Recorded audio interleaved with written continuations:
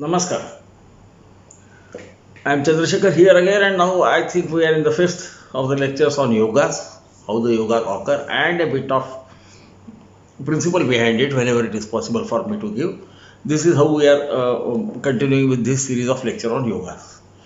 So, we have done the Maharaja Yoga, we have also seen the Kalpadharma Yoga. Now we go to the next yoga most talked about in the astro circles, which is called the Gajakesari Yoga. Now this Gajakesari yoga is actually a wrong interpretation. It has to be yoga, but because we write yoga, we are also getting into the habit of pronouncing it as yoga. So this Gajakesari yoga is supposed to grant great wealth and whatever to a Jataka. We will see about that. We will also look at what are the principles wherever it is mentioned and what are the results. But having done that, we must understand it is a pretty common yoga, though people think that it's a very unusual yoga because of the results that are given. And when the results do not come through, they get confused. So we will, as usual, start with, we shall go with the great Parashara, who says, Kedre Deva Guru Chandra Lagnadva Shubhat Druga Yute. See, if Jupiter is in squares from either moon or from Lagna, that is the ascendant, and both the Devaguru, this is one of the yogas, there is another form of it, please remember that. And then Nichasta Arigruhagate, that is barring if it is in debility or in house of enemy or combust, then yoga Gajakesari. This yoga is called as the Gajakesari. Then there is another form of the yoga, which is Kendra Sthiti Devaguru Murganka Yoga Stada Ahu is said, Gajakesari Yoga. So here both Jupiter and Moon, which is more likely, I'll tell you why, are placed in Kendra to each other. Preferably also placed in Kendra, but primarily they have to be in Kendra from each other. That is the fourth house. Either they have to be together or from fourth from oneself, seventh or 10th. That is pretty clear. Same is again the case with the earlier yoga also that I told you. Then there is another one. This is one part. Another is if Jupiter Drushte Sitarendu Sutai Shashanke Nichasta, again not nature or the Asta, that is combust, or Arigruha, that is the house of enemy, it should not be there. That has always to be understood. But when this is aspected by Venus,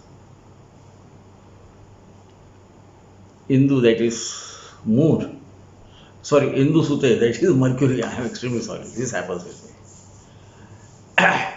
And Shashanke, that is again the moon itself, right? Now he doesn't have to be in square, but if moon aspects, then obviously it will be in square, it will be seventh from place of Jupiter, who will be in Kendra. So there is not much of a difference. The only difference is in this, he has to be in the seventh, moon has to be in the seventh, and Sita, that is the great Venus, and Mercury have to aspect. Then Gajakesari yoga happens. I'll give the shloka down below. I'll try to do that. Both in Sanskrit as well as in English diacritical, so that you can read it for yourself and make out. So now, with this, see, even the first one, when he says Kendra Devaguru Lagna, from Lagna or from moon, which means moon has to be in Kendra from, I mean, in square from Jupiter. Or Jupiter alone in a Kendra can also give it, but which I think is not the intent basically. They have to be in Kendra to each other. That is certain. That is force from each other. Force 7, 10th or conjunct. This should be the position. So here Moon and Jupiter are most important. Additional information by I think Jatak Parijat, I don't remember, maybe yeah, should be Jatak Parijat. Uh, it gives additional conditions that in case this becomes stronger if Mercury and uh, Venus also aspect it, and they have only seventh house aspect, so obviously they will also be in Kendra, but seventh from the combination. And in that case, Moon and Jupiter will have necessarily to be together, because otherwise they can't aspect if Jupiter is in the fourth house and Moon is in the seventh house, and they will be either in the 10th or in the Lagna, Venus and Mercury. So they can obviously aspect only one of them. So when this aspect is there, then they are necessarily to be together. This is what the Jataka Parijata's great author Vaidyanath thinks. Now, is this really very unusual yoga?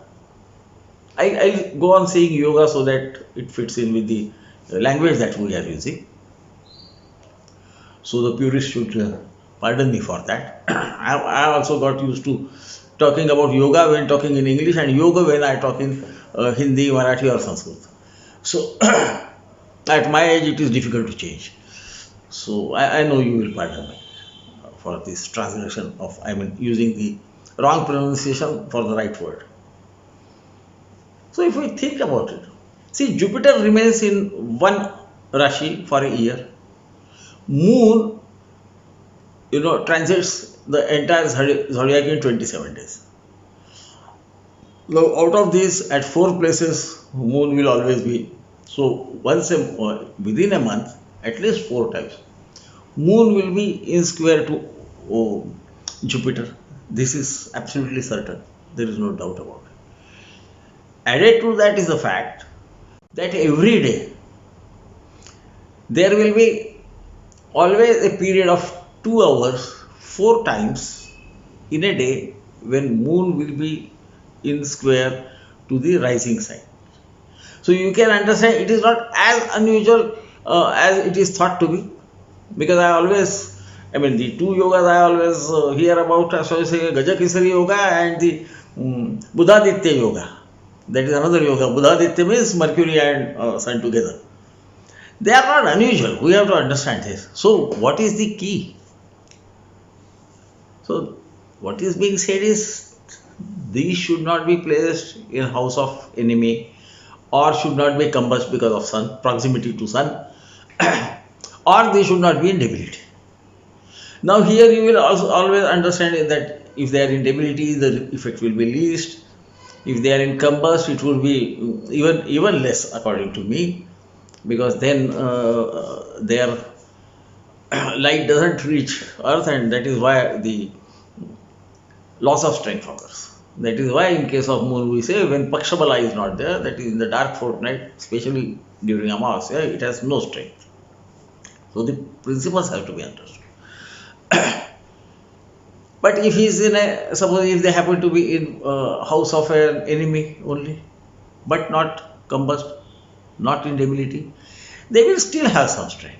Now where from does this strength derive? Before going on to that, I think I should first talk about what is it supposed to grant to the person. The Jataka, as we call it. Jata means one who is born. So Jataka, the querist. So what is said is Gajakesari Sanjata, one who is born in the Gajakesari Yoga.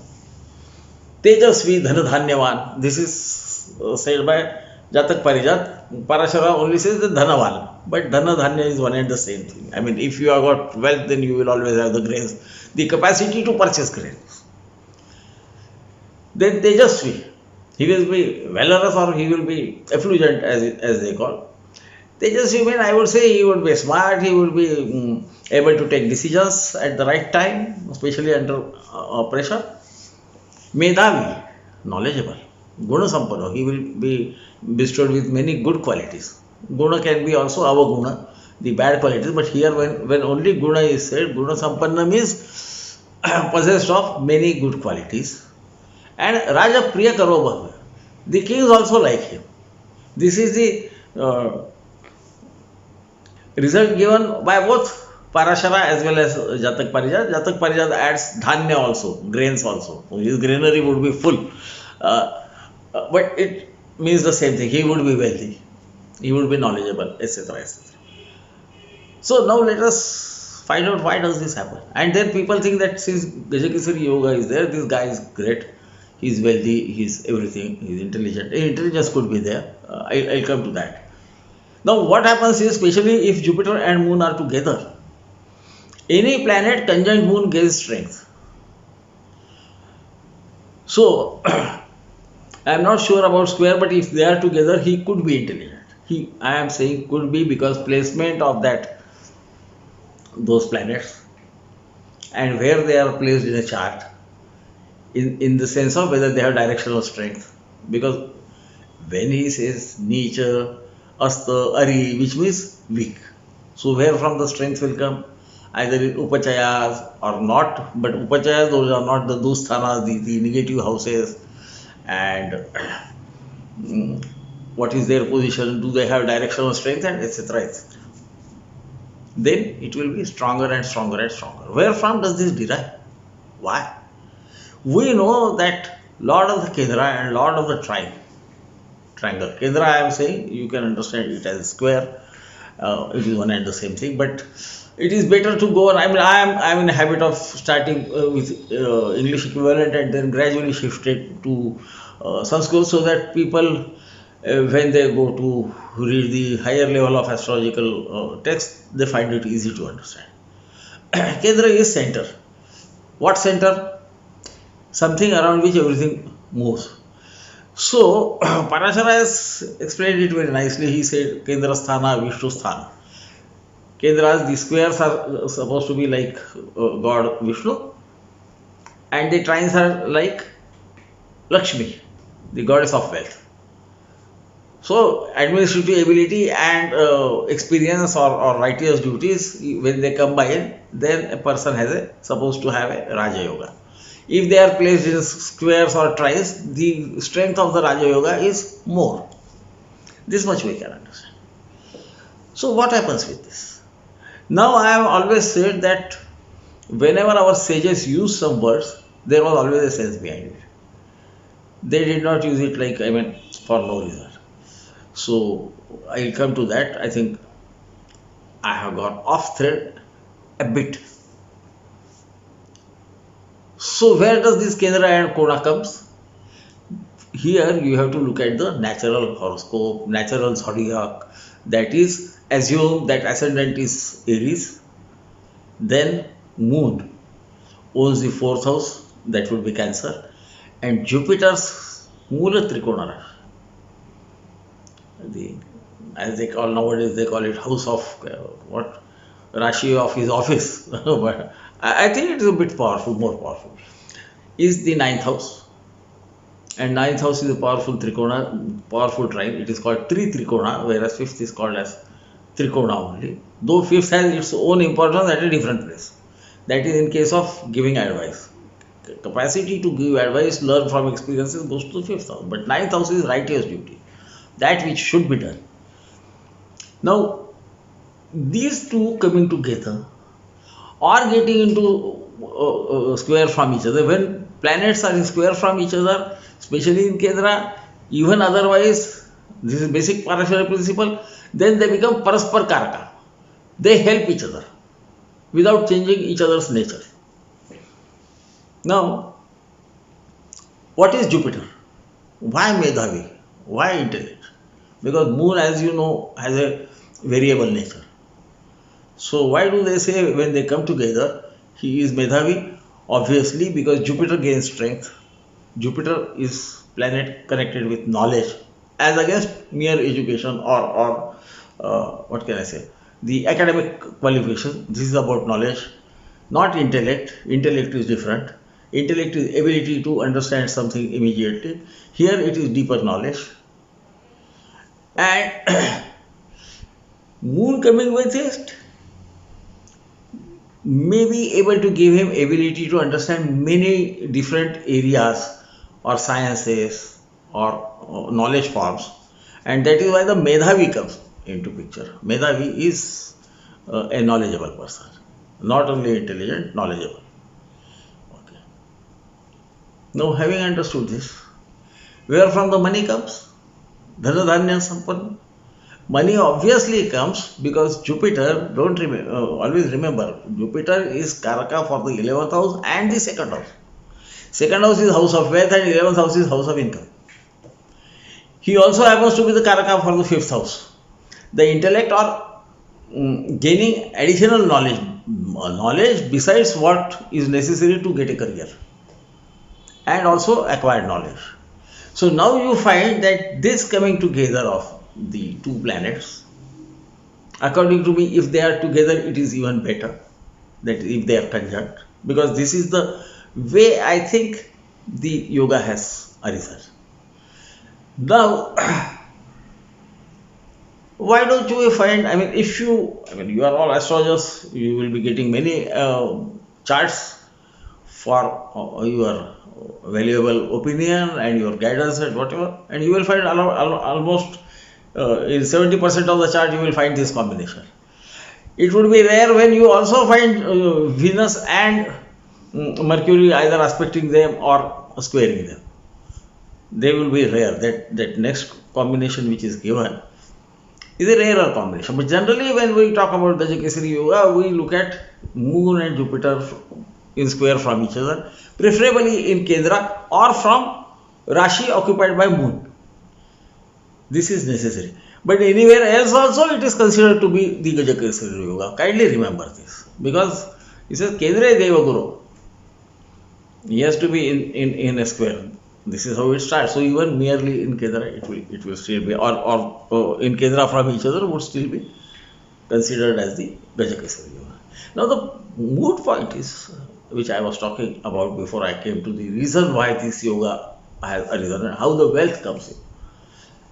And why is he Tejasvi? Moon is anyway supposed to give some, as I said, because of Samagama.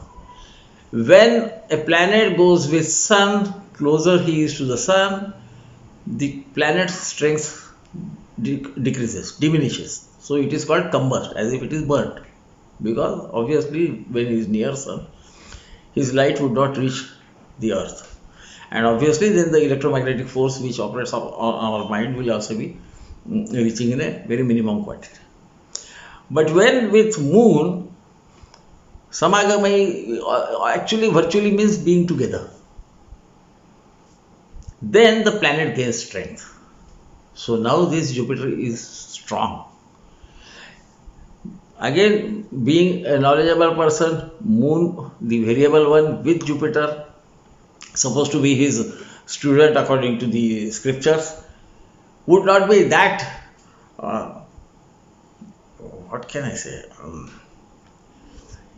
he would not be a person who would not be able to make decisions easily. We call it chanchal. Somebody, wherever moon is placed, that bhava has ups and downs. That will be there in that bhava, but the extent will be less. And naturally, because both are shining, so Tejasvi, because this Teja always comes from mind, and moon, never forget, is Karaka for mind. Isn't it? So, and why is he loved by a king? Remember, Jupiter is called also Mantri, an advisor. Mantri is loosely translated minister in English language, but it is actually the real meaning is the advisor to the king. And since Jupiter gains strength, then people in power will love this guy. What for? For his intellect or for his advice, his ability to give correct advice. This is the form of the results of the yoga, where from they arise. Look at the natural zodiac. In many cases, you will have to see that. So now we go ahead, and the point I was coming to was, why Gaja Kesari? Gaja means elephant, Kesari means lion. Our ancestors were very well versed about different type of animals.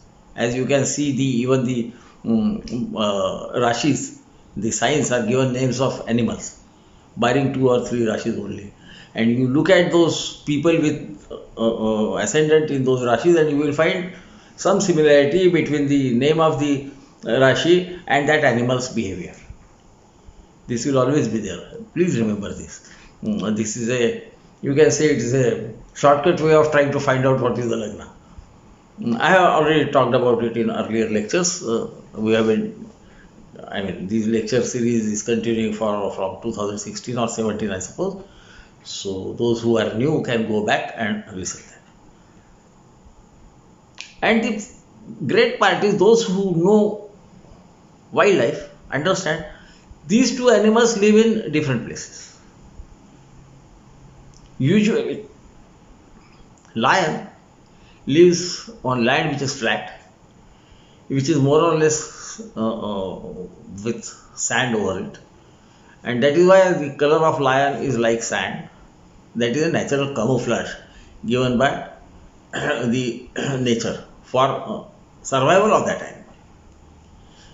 Whereas, and so fleet-footed animals, that is his prey. That is how he survives. Whereas, and lion has another habit, not hunting himself. It is the lionesses who hunt. Remember this. And elephant is a herbivore. He is a large animal. He likes to eat, uh, leaves of the trees and all that. You will see wherever elephant goes, he will always create. I mean, you might feel that it is destruction. It is his food habits, and generally, this is more in the tropical jungle sort of area. Not that they cannot live together, but generally their area are a bit different. Whereas tiger also lives in similar, natural habitat as an elephant, because he has stripes. So he will live in tropical jungles where he gets camouflage. The light and shadow effect will be there, and he will be camouflaged. He is a small animal. He needs to hunt, and for his survival, his uh, being camouflaged is also necessary. So when God created the universe, He took all of the things into consideration, which I mean, I am an engineer, so as engineers, we don't look at those many things simultaneously, but He has done it, so there has to be a superpower. You call it God, you call it intellect, whatever. I generally look at it as pure intellect and some energy form, which then brought up the evolution of the species and all that. That is described in Purana, so it's not my modern way of thinking, that it is already described in the Purana. So why this combination was given? There is a word for tiger, which is Vyaghra. Nara Vyaghra is also one of the a person who is as valorous as a tiger is also one of the titles sometimes given to kings. Kings are generally called, they are connected with the Mrugendra, the lion, because lion also doesn't hunt. Kings also do not hunt. They send their army commanders to go and fight their wars, isn't it? So understand that. So why was this given? My contention is, what will be the result of this Gajakesari Yoga? He will appear to be unconquerable, a great person. Kesari is supposed to be the king of the jungle, so he will appear like a king. He will have perhaps substantially big houses, etc. But in all likelihood, because moon is there with the karaka for wealth, all likelihood he would have a tendency of committing some help in form of wealth or whatever to anybody who comes to him. Generally at a time when he doesn't have anything to back it up. But he would never be exposed, generally. I am always talking about generally, because other planets can play havoc with the combination, but you will generally find, and all of you who have Gajakesari in your charts can see whether this is right or wrong. Either that person's who has come to borrow money from you, his work will be done even without your help. So he doesn't know that you did not have any money when you committed it. Or money would come from somewhere and you can fulfill his need. And that guy would never be aware that this guy is not actually as wealthy as he appears to be. Because this talks about appearance of the person. This is how I look at it. And you can find it out and do give me a feedback. Now it is almost 25 minutes. I have overrun my self-imposed limit of 20 minutes, but as you know, once I start explaining some concept, I can't stop. So my dear friend, I take your leave, and in the next lecture we will look at some other yoga. By the way, this yoga is also called as Kesari Yoga. The mention is also in the Chandrakala Nadi. Some parameters are different, but overall it again is this combination only, that moon and Jupiter either together or from square to each other, preferably from Kendra or from the sign occupied by moon. This is the basic parameter which is given. But that does not mean anywhere else it will be weak. Also remember, if suppose it happens to be a Cancer Lagna and Jupiter and moon are there in Cancer Lagna, it will be the strongest because Jupiter will have the directional strength, moon will be in own house, and Jupiter will be in its house of exaltation. Moon will also have 50% directional strength. So please remember that will be a more powerful yoga than in the 7th, where both of them have, I mean, Jupiter has no directional strength, moon has 50% direction. So amongst these two, this will be weaker. In the 4th house, if this happens, if Cancer is there, then it would still be a much better yoga than the one occurring in the 7th house, because their moon will have directional strength and Jupiter will have 20%, 50% strength. Also, moon will be in own house, Jupiter will be in exaltation. And you can see those variations. If it happens in Taurus, then moon will be in exaltation. But both of them will be in house of course, for moon, everybody is a friend, so no problem. But for Jupiter, Venus is supposed to be enemy. So the intensity will be less. It would not be that the yoga will happen. This will always be there. Perhaps in Lagna, in Cancer, Jupiter and moon together would be a more powerful yoga. And so look around for charts that you come upon. Make your decision whether what I am saying is right or wrong, and do give me a feedback. So my dear friends, I take your leave and a very good night.